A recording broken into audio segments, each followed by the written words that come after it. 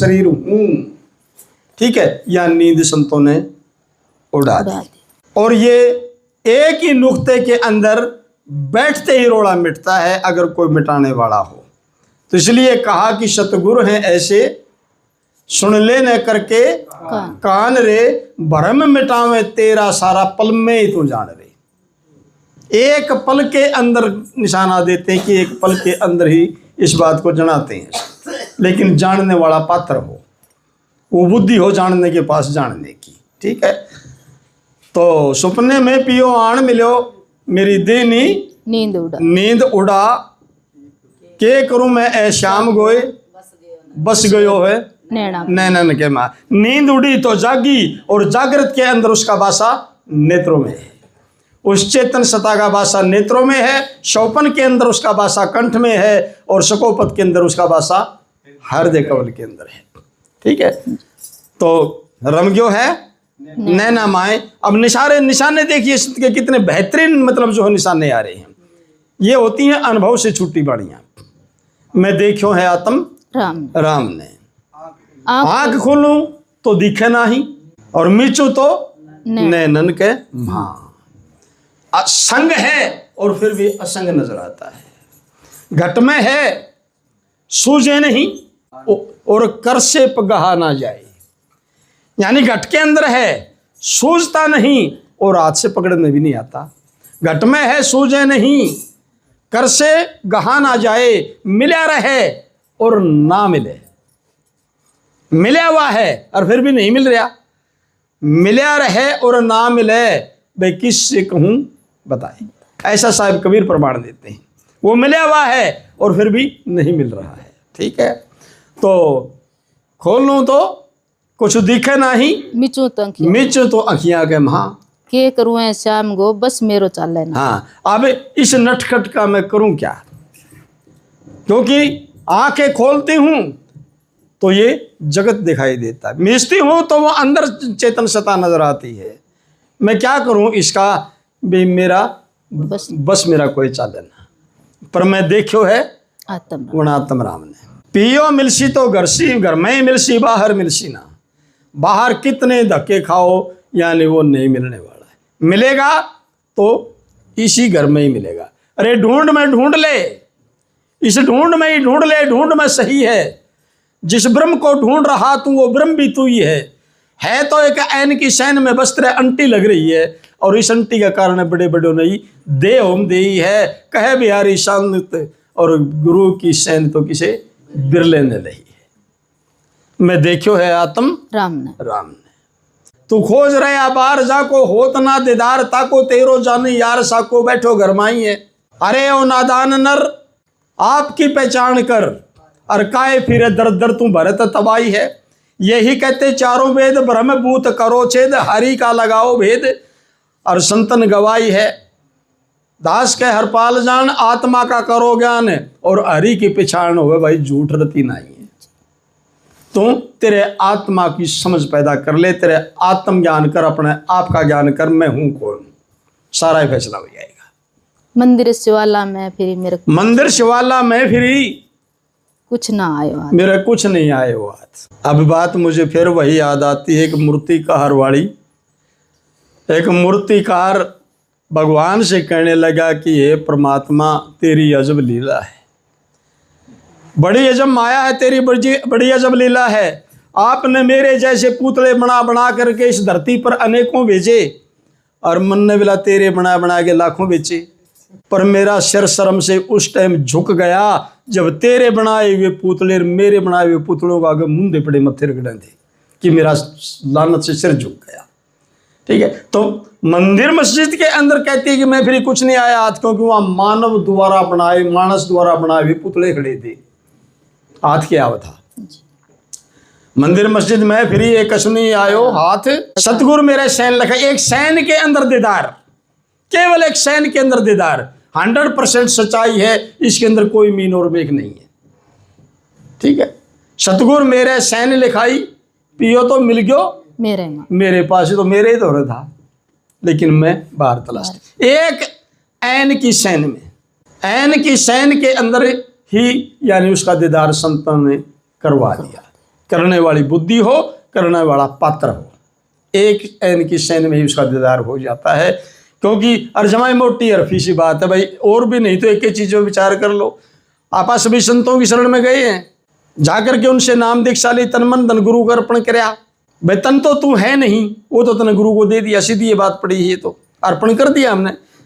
तो शरीर तो मेरा है ही नहीं, शरीर तो गुरु को अर्पण कर दिया। मन भी गुरु को अर्पण कर दिया। तन ओ के नाम धन, यो भी गुरु को अर्पण कर दिया। ना तो तू धन है, ना तू मन है, ना तू तन है, ठीक है। लेकिन इन तीनों चीजों को देने वाला, अर्पण करने वाला तू कौन है, बस इस बात ने जान दे, एक इनकी सैन में फैसला हो जाएगा। ये तो तू है नहीं तीनों चीज, ये तो गुरु का इतना अर्पण कर दी, तू है कौन देने वाला, ठीक है। और तू कौन है देने वाला, ये महापुरुष बैठते जनाएगा कि तू यू है। अब प्रतीत करनी ना करनी वो तो तेरा काम है, उसको पर प्रतीत कर ले तो यू फैसला। एक ही नुक्ते चे मुकदा रोड़ा, जे कोई चाहे मुकाया। और एक को साई एक को नुक्ता, सब वेद शास्त्र गाया। और इस एक के नुक्ते बगैर यू कूड़ा रोड़ा मिटता ही नहीं मिटाया। ओ धर्मदास यू एक को नुक्ता बिन गुरु किसी ने नहीं पाया। बिना महापुरुषों के ये फैसला नहीं हो सकता। तो ऐसा राजा मान जी फरमाते हैं, देवनाथ गुरु सामर्थ मिल गई, सामर्थ मिलो। सामर्थ जिंदे जागदा, जिंदे गुरा तो ही ज्ञान होशी, मर गए तो कुछ असूल नहीं। मुर्दा गुरु जो है ज्ञान नहीं करा सकता, मुर्दा गुरु इसको मुक्त नहीं कर सकता। जो सौम ही शरीर जिसके संसार में नहीं है वो कभी भी कल्याण नहीं कर सकता। जिंदे गुरा तो ज्ञान होशी, मर गए तो कुछ असूल नहीं। सामा वृक्ष ही फल फूल छाया देवे, सूखा पेड़ दे सकता कभी फल और फूल नहीं। जिंदे बादशाही याद फरियाद सुन दे, मुर्दा ते अर्ज कबूल नहीं। जिंदा वैद ही दवा दारू देवे, मुंह हटा सकता इस पेट का सूल नहीं, ठीक है। तो जिंदा सामर्थ हाजर नाजर वो महापुरुष ही उस मंजिल तक पहुंचा करके इस जीव का कल्याण कर सकता है। जो शरीर संसार में ही नहीं है, उनकी उन तस्वीरें आगे तो बेचारे कितने आरते उतारे जाओ, उड़ा जाना कुछ नहीं। क्योंकि वो बेचारे ना बोल सकते, ना बता सकते, ना सुन सकते। उनकी जगह वही ज्ञान जिस सामर्थ्य महापुरुष के पास है वही कल्याण करेगा। देवनाथ गुरु सामर्थ मिल गए, पर्दो दियो हटा। जो मेरे में और मेरे पीऊ में, जो मेरे में और मेरे उस परमात्मा में जो भेद दृष्टि थी, जो भेद बना खड़ा था, जो पर्दा खींच पर्दे की दीवार पड़ रही थी बीच में, मैं मानूं कुछ और था, न जाने में कौन था, और गुरु ने क्या से क्या बना दिया। वो जो पर्दा था वो सदगुरु ने अज्ञान का पर्दा बीच से हटा दिया, वह भेद की दीवार गिरा दी और एक ही रूप जना दिया। घड़ा था, घड़े के अंदर समुद्र का जल था, और वो घड़ा उस समुद्र में तैर रहा था। लेकिन घड़ा का जल अपना आपको ये मानता था कि समुद्र का जल तो कोई और है और मैं कोई और हूं। क्यों था? क्योंकि बीच में घड़े की दीवार थी। वह दीवार का भेद उनको दो बना करके दिखा रही थी, अलग अलग बना रही थी। कोई महापुरुष आया और उसने घड़े का ठा करके बाठा मारा, वो घड़ा टूट गया। वह दीवार जब टूटी और जब वो घड़े का जल समुद्र के जल में मिला, तब उसको पहचान आया कि मेरे में इसमें तो कोई फर्क को नहीं, तो जो यू था वही मैं था और जो मैं था वो यू था। इसी प्रकार वो महापुरुष चाहिए जो इस शरीर रूपी घड़े की दीवार को फला कर दे, तोड़ करके, जो जीव और ईश्वर के अंदर भेद प्रकट कर रही है। इस देह की मनोत से बाहर, इस देह से बाहर ये पूरा का पूरा परमात्मा स्वरूप आप ही था। इसके अंदर जाकर के इसको जीव भाव दिया तो इस शरीर ने दिया, इस देह ने इसको जीव भाव दिया, और ये अपने आप को ईश्वर से जुदा मान बैठा कि मैं तो शरीर हूं। अरे एक और अज्ञानता देखो, कोई घर वाला कभी ये नहीं कहता कि मैं घर हूं, कोई गाड़ी वाला ये नहीं कहता कि मैं गाड़ी हूं, कोई मंदिर वाला ये नहीं कहता कि मैं मंदिर हूं, लेकिन ये शरीर वाला कहता है मैं शरीर हूं। यू शरीर वाला नु कहे कि मैं शरीर हूं, ठीक है। घर वाला कभी घर हो सकता है क्या? क्या गाड़ी का ड्राइवर कभी गाड़ी हो सकता है क्या? तो इसी प्रकार क्या शरीर वाला ये शरीर हो सकता है? तो जब तक यह शरीर की दीवार खड़ी है, शरीर की मनोत इसका है, इसका जन्म मरण को आज मुकन को काल मुके, ये मरेगा, दे मनोत के साथ मरेगा, फिर प्रकट होगा, फिर मरेगा। जठेरे अग्नि पुनर्पि जन्म पुनर्पि मरण शाह आलम, ये संसारा, ये संपूर्ण संसार इसी भ्रमना के अंदर जो है जन्मता रहता है, मरता रहता है, जन्मता रहता है, मिटता रहता है, क्योंकि देह मनोत जाती नहीं। तो देवनाथ गुरु सामर्थ्य मिल गई यू पर्दा दिया हटा, जो यह दीवार शरीर की बनी खड़ी थी संतों ने इस शरीर को उड़ा दिया, खत्म किया, फना कर डाला। यानी कपड़ा जाकर के हमने, मैं उस दिन भी प्रमाण दे रहा था, कपड़ा दर्जी का हवाला कर दिया। दर्जी उसको ऐसे बोझ कर दे देता कि ले बन गया तेरा सूट। कैंची उठाता है, कैंची उठा करके और उसके फना फनी कर देता है, उस कपड़े कतरे कतरे बना देता है। फिर अपनी युक्ति से जोड़ करके तब उसके अंदर से सूट या कुर्ता पजामा प्रकट होता, नहीं तो नहीं हो सकता। तो इसी प्रकार इस शरीर को उस ब्रह्म ज्ञान की कैंची उठा करके महापुरुष इस दीवार को फना फनी कर देते हैं, छोड़ते ही नहीं इसको। ठीक है, जब यूं पर्दा हटा, वह घड़े की दीवार इसकी टूटी, शरीर रूपी घड़े की, और समुद्र के जल में, यानी जो बाहर जो सामान्य चेतन सत्ता है और जो विशेष चेतन सत्ता इस शरीर के अंदर भास हो रही है, इसमें और उसमें कोई अंतर नहीं। यहाँ पर संतों ने हेला दिया कि आत्मा ही परमात्मा है, दूसरा कोई है ही नहीं। पर्दो दियो हटा, राजा मान की ममता मारी। ममता भी करेगा क्या मैं? ममता क्या ही मारी? ये शरीर की ममता थी, और बाकी जितनी ममता थी शरीर गले जुड़ रही थी।